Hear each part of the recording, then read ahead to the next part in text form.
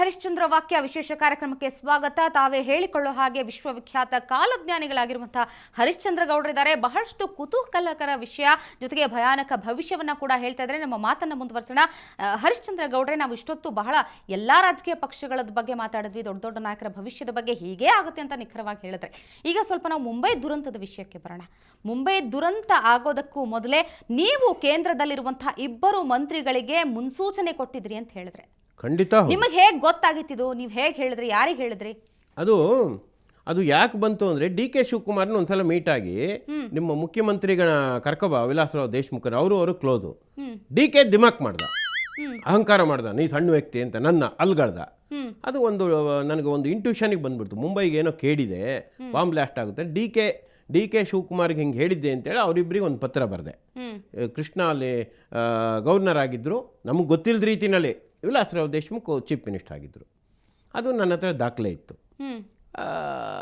ಅದೇನಾಗ್ಬಿಡ್ತು, 26/11/2005 ಬರೆದೆ.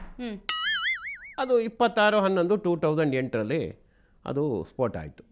ನಾನು ಎಲ್ಲ ಪ್ರೈಮ್ ಮಿನಿಸ್ಟ್ರಿಗೆ ಬರೆದೆ, ಇವರಿಗೆಲ್ಲ ಬರೆದೆ, ಯಾರಿಂದ ರಾಹುಲ್ ಗಾಂಧಿ ಬರೆದೆ. ರೆಸ್ಪಾನ್ಸ್ ಸಿಕ್ತು ಹಾಗಾದ್ರೆ ನೀವು ಬರೆದಿದ್ದಕ್ಕೆ? ರೆಸ್ಪಾನ್ಸ್ ಏನೂ ಸಿಕ್ಕಲಿಲ್ಲ. ರೆಸ್ಪಾನ್ಸ್ ಯಾವುದು? ರಾಷ್ಟ್ರಪತಿ ಭವನದಲ್ಲಿ ಹೋಗಿ ರಾಷ್ಟ್ರಪತಿ ಮೀಟ್ ಮಾಡಿದೆ. ರಾಷ್ಟ್ರಪತಿ ಮೀಟ್ ಮಾಡಿದಕ್ಕೆ ಇದೊಂದು ಪತ್ರ ಕೊಟ್ಟೆ, ಅದನ್ನು ಕಳಿಸ್ಕೊಟ್ಟೆ. ಏನಂತ ಕೊಟ್ಟಿದ್ದಾರೆ ಇದನ್ನು? ಅದನ್ನು action taken by both present central ministers government of India new Delhi ಅಂತ ಹಾಕಿದ್ದಾರೆ. ಅಂದರೆ SM ಕೃಷ್ಣ ಅಂಡ್ ದೇಶಮುಖ್. ನೀವು ಅವ್ರಿಗೆ ಹೇಳಿದ್ರಿ ಇದ್ರ ಬಗ್ಗೆ ಮೊದಲೇ? ನಾನು ದುರಂತದ ಬಗ್ಗೆ ಅವರು ಯಾಕೆ ಈ ಪತ್ರ ಕೊಟ್ಟರು ಅಂದರೆ ಹೇಳ್ತೀನಿ. ರಾಷ್ಟ್ರಪತಿಗೆ 20 ವರ್ಷದ ಕೆಳಗೆ ರಾಷ್ಟ್ರಪತಿ ಆಗ್ತಾರೆ ಅಂತ ಹೇಳಿದ್ದೆ ಡೆಲ್ಲಿನಲ್ಲಿ. ಅವರು ಡೆಪ್ಟಿ ಸ್ಪೀಕರ್ ಆಗಿದ್ರು, ಡೆಪ್ಟಿ ಚೇರ್ಮನ್ ಆಗಿದ್ರು ರಾಜ್ಯಸಭೆಗೆ. ನೀವು ಹೇಳಿದ್ಮೇಲೆ ಅವ್ರು ರಾಷ್ಟ್ರಪತಿಗಳಾಗಿದ್ರು? ಖಂಡಿತ 20 ವರ್ಷ ಬಿಟ್ಟು ಅಂತ ಒಂದು ಸುಳ್ಳು ಹೇಳಿದ್ದೆ. ಸುಳ್ಳು ಹೇಳಿದ್ರಿ, ಅದು ನಿಜ ಆಗೋಯ್ತಾ? ನಿಜ ಆಗೋಯ್ತು. ನಿಮಗೆ ಆಶ್ಚರ್ಯ ಆಗಿರ್ಬೇಕು ಅವಾಗ. ಹೌದು, ಸುಳ್ಳು ಹೇಳಿದ್ರು ನಿಜ ಆಗುತ್ತೆ. ನನ್ನ ಬಾಯಲ್ಲಿ ಸುಳ್ಳು ಬಂದ್ರು ನಿಜ ಆಗುತ್ತೆ. ಒಬ್ರಿಗೆ ಸುಳ್ಳು ಆಶೀರ್ವಾದ ಮಾಡಿದ್ರು ನಿಜ ಆಗ್ಬಿಡ್ತಾರೆ.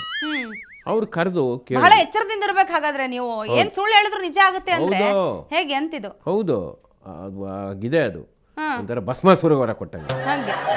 ಇದು ಅವ್ರು ಕರೆದು ಈಗೇನಾಗಬೇಕು, ನನ್ನ ಮಗನ ಭವಿಷ್ಯ ಹೇಳಿ ಅಂದರು. ನೀವು ನಮ್ಮ ದೇವಸ್ಥಾನಕ್ಕೆ ಇದೊಂದು ಲೆಟ್ರ್ ಕೊಡಿ, ನಮ್ಮ ದೇವಸ್ಥಾನಕ್ಕೆ ಬನ್ನಿ, ನಮ್ಮ ದೇವಸ್ಥಾನ ಸ್ಟೋನ್ ಫೌಂಡೇಶನ್ ಮಾಡಿ ಬರ್ತೀನಿ ಅಂತ ಪತ್ರನೂ ಬರೆದ್ರು. ನಿಮ್ಮ ಮಗ ಮುಖ್ಯಮಂತ್ರಿ ಆಗ್ತಾನೆ ಅಂತ ಹೇಳಿದೆ. ಆಗ್ಬೋದು ನಾಳೆ ಯಾವಾಗಲಾದರೂ. ಅವ್ರ ಮಗ MLA ಇದ್ದಾರೆ ಅಷ್ಟು. ಅದು ಇದನ್ನು ಸೆಂಟ್ರಲ್ ಗೌರ್ಮೆಂಟಿಗೆ ಕಳಿಸಿದ್ರು. ಮೊನ್ನೆ CBIಗೂ ಕೊಟ್ಟು ಬಂದೆ. ಆಮೇಲೆ ಸೆಂಟ್ರಲ್ ಗೌರ್ಮೆಂಟ್ನವ್ರು ಹೇಳಿದ್ರು ನನಗೆ, ಹೆಸರು ಹೇಳಲ್ಲ, ಅದಕ್ಕೆ ಕನ್ಸರ್ನು, ತೆಗಿತೀವಿ ನಾವು ಕೃಷ್ಣನ, ನಿಮಗೂ ಅಧಿಕಾರ ಕೊಡ್ತೀವಿ ಸೆಂಟ್ರಲ್ ಅಲ್ಲಿ ಅಂತ ಹೇಳಿದ್ರು. ಅಷ್ಟು ಹೇಳಿದ್ರು. ಓಹೋ, ಹಾಗಾದ್ರೆ ತಾವು ಕೂಡ ಅಧಿಕಾರದ ನಿರೀಕ್ಷೆಯಲ್ಲಿ ಇದ್ದೀರಿ? ನಾನು 35 ವರ್ಷದಿಂದ ನಾನು ಅಧಿಕಾರನ ಕೇರ್ ಮಾಡಿಲ್ಲ. ಅಧಿಕಾರ ನನ್ನ ಹುಡ್ಕೊಂಡು ಬರ್ಬೇಕು, ನಾ ಎಂದೂ ಅಧಿಕಾರ ಹುಡ್ಕೊಂಡು ಹೋಗಿಲ್ಲ. ಅಲ್ಲ, ನಿಮ್ಮನ್ನ ನೀವೇ ಒಂದ್ಸರ್ತಿ ಹೇಳ್ಕೋಬೇಕಾಗಿತ್ತು, ನೀವು ನಾ ಅಧಿಕಾರದಲ್ಲಿ ಇರ್ತೀನಿ ಅಂತ. ನಿಜ ಆಗೋಗ್ಬಿಡ್ತಿತ್ತೋ ಏನೋ, ಯಾರಿಗೂ ಗೊತ್ತು. ನನಗೆ ನಾನು ಹೇಳ್ಕೊಳಕ ಆ ದೈವನೇ ಕೊಡಬೇಕು ಅಧಿಕಾರ, ಹೊರತು ಬೇರೆ ಯಾರು ಕೊಡಕ್ಕಾಗಲ್ಲ.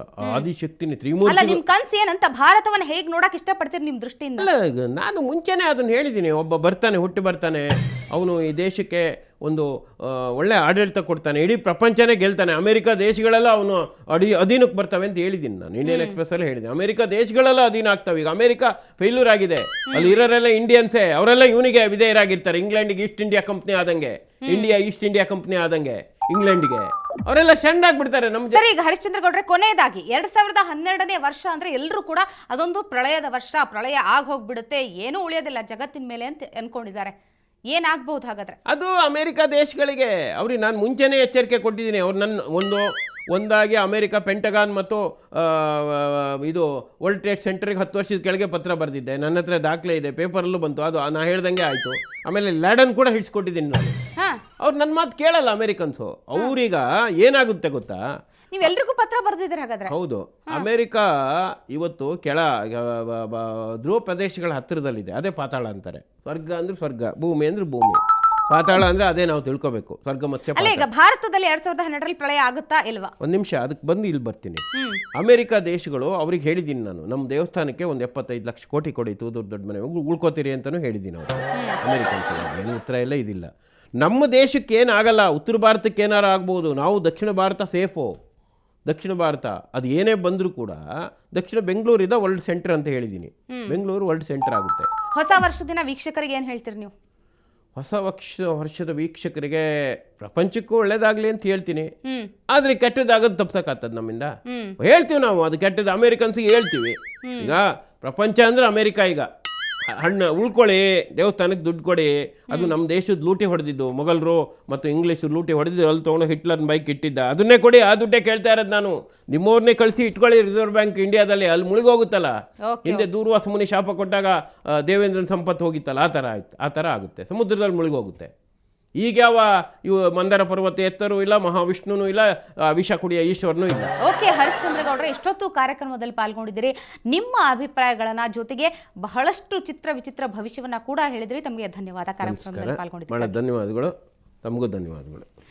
ಓಕೆ, ನೋಡಿದ್ರಲ್ಲ ವೀಕ್ಷಕರೇ, ಇಷ್ಟೊತ್ತು ಹರಿಶ್ಚಂದ್ರ ಗೌಡರು ಯಾವ ರೀತಿ ಭವಿಷ್ಯ ಹೇಳಿದ್ರು. ನಿಜಕ್ಕೂ ಆರಂಭದಲ್ಲೇ ಭಯಾನಕ ಭವಿಷ್ಯ ಅಂತ ಹೇಳಿದೆ. ಯಾಕಂದ್ರೆ ಯಾವುದೇ ಪಕ್ಷವನ್ನು ಬಿಟ್ಟಿಲ್ಲ, ಯಾವುದೇ ದೊಡ್ಡ ದೊಡ್ಡ ನಾಯಕರನ್ನು ಬಿಟ್ಟಿಲ್ಲ, ಯಾವುದೇ ವಿಷಯವನ್ನು ಬಿಟ್ಟಿಲ್ಲ, ಎಲ್ಲದರಕ್ಕಲ್ಲೂ ಕೂಡ ಹೀಗೆ ಆಗುತ್ತೆ ಅಂತ ನಿಖರವಾಗಿ ಭವಿಷ್ಯ ಹೇಳಿದ್ದಾರೆ. ಆದರೆ ಮತ್ತೊಂದು ವಿಷಯ ಸ್ಪಷ್ಟಪಡಿಸೋದಕ್ಕೆ ಇಷ್ಟಪಡ್ತೀನಿ.